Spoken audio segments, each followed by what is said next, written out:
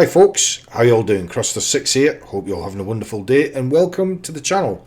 If you're new to the channel, I really hope you enjoy my content and it inspires you to hit that like and the subscribe button.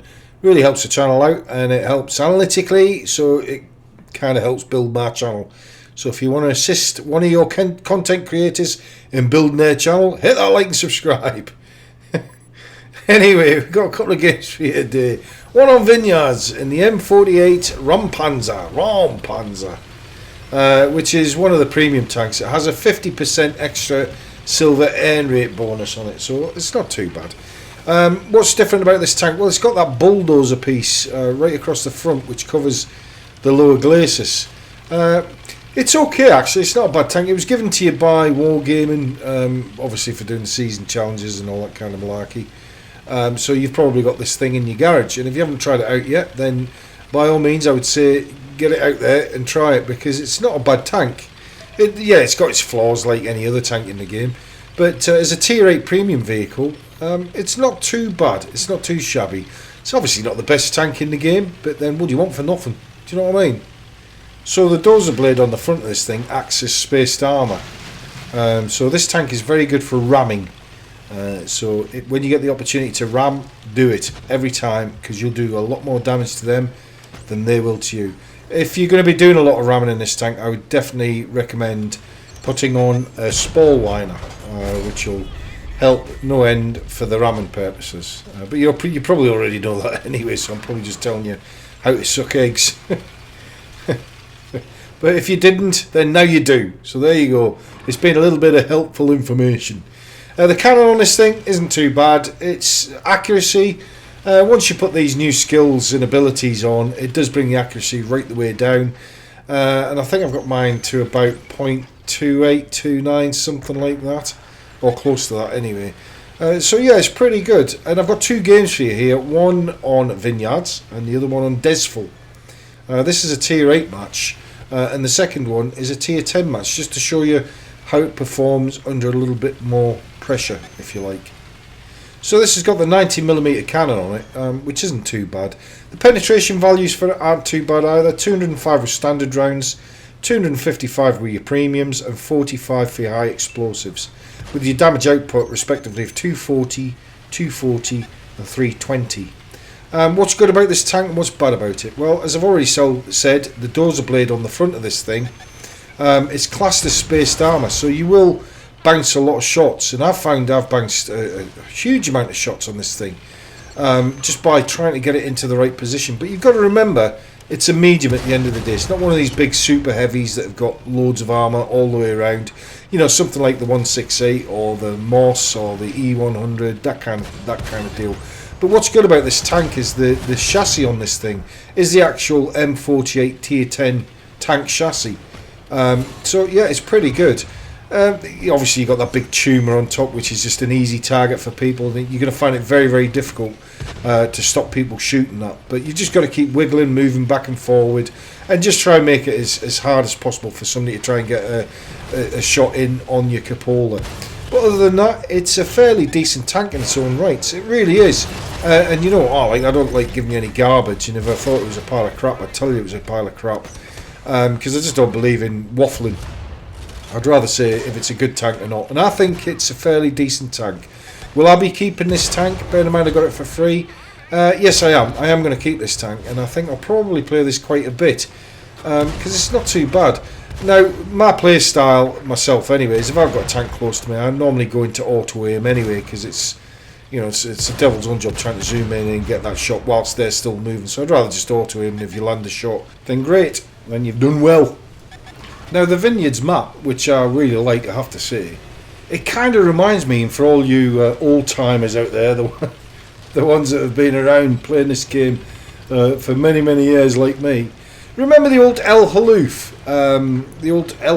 map, where it used to be you go up to the A9, A0 area and you'd sort of duke it out up there, but predominantly a lot of it was just kind of shooting across the valley. This bit here is a little bit like that, over near this house here, where people generally tend to sit and snipe at one another across that sort of the little ditch where the bridge is to the left. And it really reminds me of the old El Halouf map. And if you're new to this game, or you don't remember what I'm talking about, or you don't know what I'm talking about, El Halouf, as you see it now, was completely different. Way back in the day. Back in the day when they were ringworm and everybody shaved their heads. I better not speak too soon because I shaved my head. I'm losing hair on top. I mean, what's that all about? I'm still a young whippersnapper. And mind you, they say don't they, the people with hardly any hair on top are very virile. So that'll be me then, eh? I'm a very virile bloke. Know what I mean? The old El Halouf map. I used to love the old one. It was great. I used to love that, fighting up at A8, A9. And you kind of had like a hill that you used to try and... You had the valley in the middle, and there was like a big rock that you could kind of hide behind and just peek out and take peekaboo shots at anything that was up on the hill. And then you kind of fight your way up the hill or fight your way down the hill, which way you were pushing, and kind of work your way around to the map that way. I wish to bring that back because I loved that map when it was like that. And now it's kind of a bit wishy-washy. On El Halouf now, up at A8, A9, where you see that little bit of rock where you can kind of get up and snipe down into the valley a little bit, the village sort of type deal. It was similar to that. That rock's not moved, I suppose, but they've kind of obviously flattened out the hill and stuff, which is a shame. But they've done that on a few maps now. Where like Prokhorovka, for instance, up on the A line. That was brilliant. I used to love it when there was hills there because it gave you not an advantage. That's not really the right word to say, but it made you be more map awareness, if you like. But it's a shame that Wargaming are taking stuff like that. It's more just a flat sandbox these days, isn't it? Do you know what I mean by that? Does that make sense or not? Do you agree with me? Or I mean, of course, if you've been playing this game, for the last couple of years, you won't really have noticed much of a difference.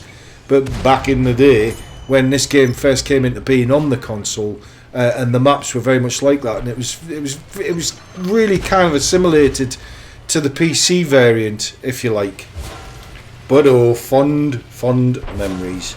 I still love this game. I still like the game, and yes, they have done things to this game that I don't particularly agree with, and I think it's kind of adversely gone.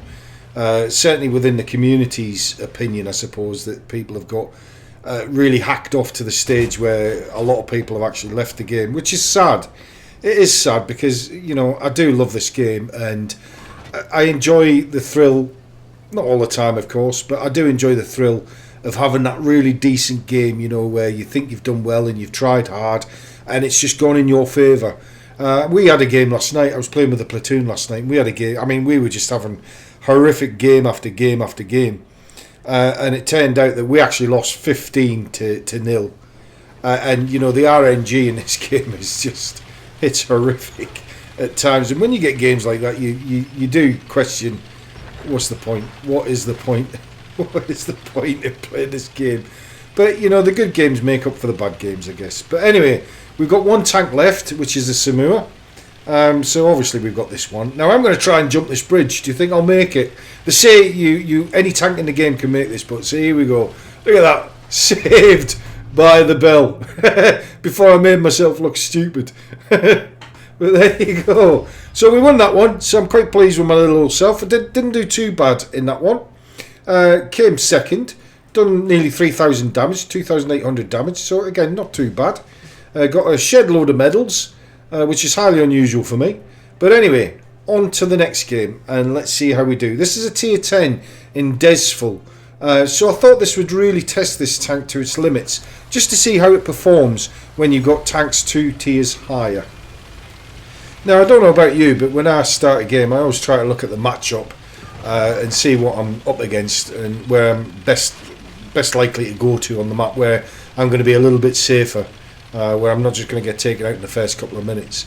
And it's always difficult, isn't it? Especially when you're like the cannon fodder, the bottom tier, of where to go, where your best place to go. Now, I know they've got 2 artillery, and so I'm thinking, well, if I'm out in the open over at K7, K8 area, I know chances are I'll get spotted and artillery's just going to wreck me. So I opted for the safe bet, which was going into the town and see if I could do any good in the town and just try and hold my own until I died, effectively.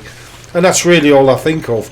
And it doesn't always work out that way, of course it doesn't, because there's always somebody that's going to be able to take you out on the battlefield, isn't there?